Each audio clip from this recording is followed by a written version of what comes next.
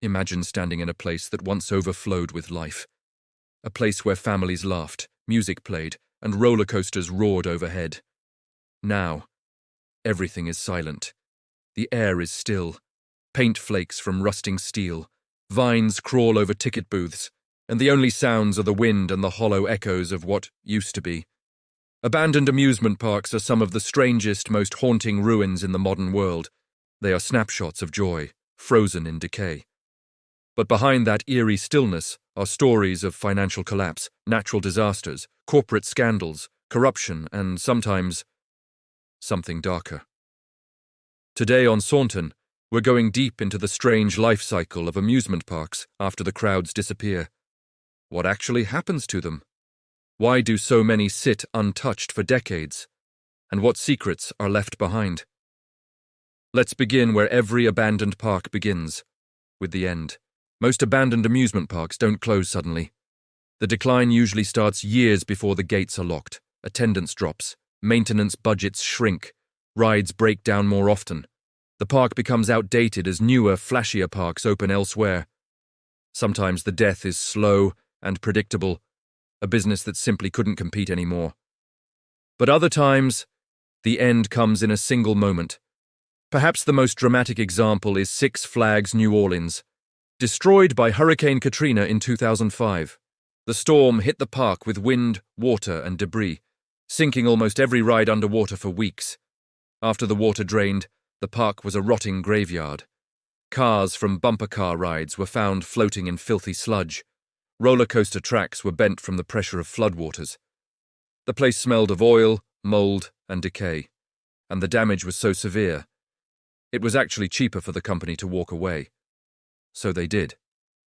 They left everything behind. Roller coasters, signs, concession stands, even the animatronics inside the haunted house, all just sitting there for years, locked behind a fence, slowly fading into the Louisiana heat. Natural disasters aren't the only cause. Some parks vanish because of political collapse. When the Soviet Union fell in 1991, dozens of amusement parks across Eastern Europe lost funding overnight. Many were left exactly as they were on their final day. Ferris wheels half-turned, children's rides abandoned with peeling Soviet murals still visible today.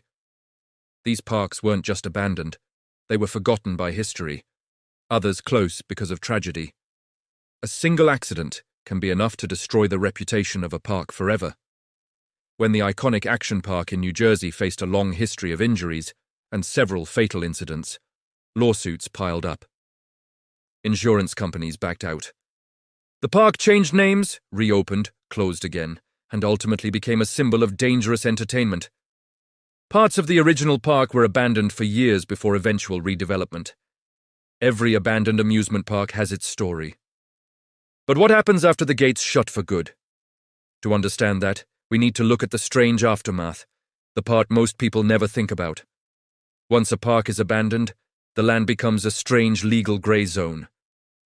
The owners still technically own the property, which means they're responsible for taxes, insurance, and liability. But demolition is expensive. Really expensive. A single roller coaster can cost millions to dismantle safely. Environmental cleanup, chemicals from old rides, rusting metal, contaminated water, can cost even more. So the owners do nothing. Nothing at all. The park sits untouched, slowly sinking into ruin. Buildings collapse. Trees grow through concrete. Wild animals move in. Vandals break through fences, graffiti spreads, and local legends begin. Because abandoned amusement parks always attract urban explorers, conspiracy theorists, and thrill seekers. And with them come rumors, stories of ghosts, disappearances, and cursed land. A place built for happiness becomes a breeding ground for fear. But myths aren't the only thing hiding in these ruins. Some parks become environmental sanctuaries. Nature reclaims everything surprisingly fast. At Okpo Land in South Korea, once a cheerful hilltop amusement park, birds build nests inside old teacup rides. Deer wander through food courts. Grass swallows entire roller coasters. Within just a few years, the whole place looked like a forest wearing the clothes of humanity. In other places, the park becomes a crime magnet. With no security and barely any lighting, abandoned parks are often used for illegal dumping, drug activity, or squatting. Police reports are full of strange incidents, from teens breaking in to perform dares to criminals using old buildings as hideouts. In massive parks like Nara Dreamland in Japan, authorities eventually began patrolling daily because people kept getting lost inside the decaying structures. It's easy to forget how dangerous abandoned amusement parks really are. Rotting wood, weak platforms, rusted steel, flooded basements, collapsing roller coaster supports. These places are far more hazardous than they look. One wrong step can drop you through a floor. One rusted bolt can send an entire car falling from a track.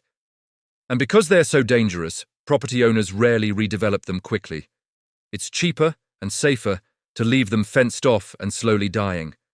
Sometimes the parks are purchased by new investors hoping to bring them back to life. But reviving an abandoned amusement park usually costs more than building a new one from scratch. Electrical systems are destroyed. Plumbing is gone. Rides are unsafe. Permits need to be updated, and every ride must be recertified under modern safety regulations. That makes restoring an old park almost impossible. The only reason it ever happens is nostalgia. People grew up with the park. They want it back. They fight for it. But more often than not, investors pull out, and the park is left to rot once again. There are rare exceptions. Luna Park in Melbourne was restored after years of decline. Coney Island has survived multiple cycles of abandonment and revival. But these are the lucky ones. The unlucky ones are demolished, piece by piece, until nothing remains. The land becomes a housing project, a shopping mall, or a parking lot. And if you didn't know a theme park once existed, you'd never guess. But what's fascinating is what remains beneath the surface. Even after demolition, traces of abandoned parks often stay buried underground. Foundations, ride supports, old water park pipes, electrical tunnels, whole concrete pads from carnival attractions. Urban explorers sometimes find these hidden remains decades later, the bones of forgotten worlds. And then there's the human side of the story. Amusement parks hold people's memories, birthdays, first dates, summers with family. When a park closes, those memories don't go anywhere. That emotional attachment is why abandoned parks feel so haunting. They're not just empty. They're full of ghosts of the past, even if those ghosts aren't supernatural. So what really happens to abandoned amusement parks? They decay. They attract myths. They foster danger and beauty. They become symbols of lost eras. They transform into forests or crime scenes, or dead malls or housing complexes. Sometimes they return from the dead, but most of the time, they just disappear quietly. For a world built on fun, amusement parks leave behind surprisingly tragic endings. Maybe that's why abandoned parks feel so unsettling. They remind us how temporary joy can be. One day the music stops, the lights shut off, and the happiest place on earth becomes a graveyard of rust. If you enjoyed this documentary and want more deep dives into mysterious places, forgotten history, and strange human stories, make sure you subscribe to Saunton. Your support helps this channel grow and keeps videos like this coming every week. Thanks for watching, and until next time, stay curious